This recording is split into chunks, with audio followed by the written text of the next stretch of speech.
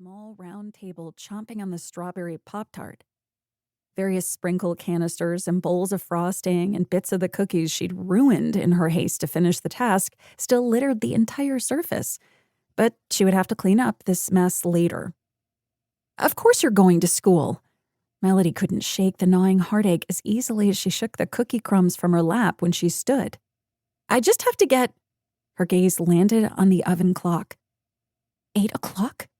8 o'clock! She spun and banged her knee on the table leg, gagging back a word that would put her in the hole with the swear jar yet again. So far, she'd had to pay out more than either of the boys. "Why didn't you boys tell me we were late?" They couldn't be late. She was already skating on thin ice with Mr. Braxton. The principal had personally called her about the boys' tardies last week, and she'd assured him they would be on time every day through the end of the year. Tate shrugged and calmly sat down next to his brother. "I thought you knew what time it was." "I didn't know."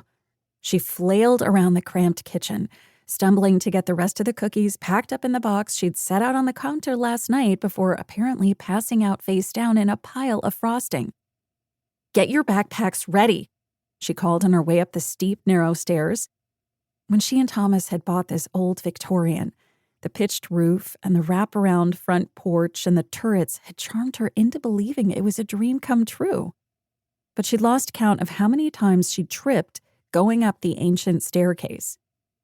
Inside her room, she quickly shed yesterday's sweats and pulled on a pair of somewhat wrinkled jeans and an asymmetrical tunic sweater she designed for her boutique.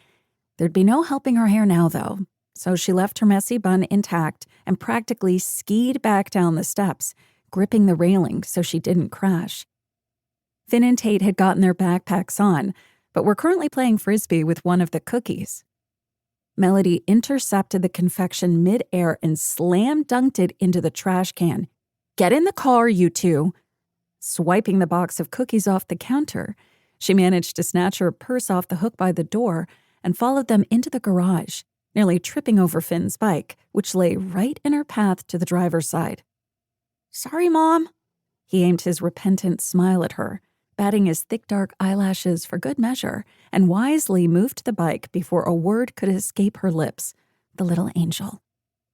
"Buckle up," Melody advised before easing the car out of their garage. A new layer of snow blanketed the driveway, so she'd better take it slow. Don't look at the clock. But it was too late. They were officially 13 minutes behind schedule. The bell had already rung, and the rest of the kids would be sitting in class when Finn and Tate ambled in. Again.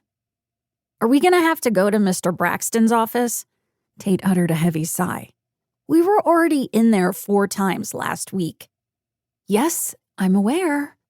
Melody paused at the stop sign and waited for their neighbor, Mr. Munson, to cross the street. Even with her blood pressure spiking, she buzzed down the window and called, "Good morning," because the poor man had lost his wife 2 months ago. "Nice to see you, Melody," he waved. "And you too, boys. Drive safe. It's real slick out this morning." "Will do. Have a good day." She buzzed the window back up and blasted the heat. "I still don't see why we had to go to the principal's office for trying to set the ants from Mrs. Altman's ant farm free," Finn mumbled. "They shouldn't be stuck in one dirt tunnel. They should be able to live their lives outside of captivity." That was the thing about her boys. They didn't mean to get into trouble.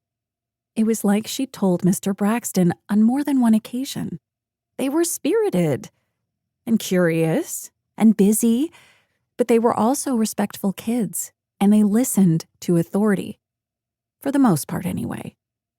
The ants belong to your science teacher, though, so you can't set them free without permission.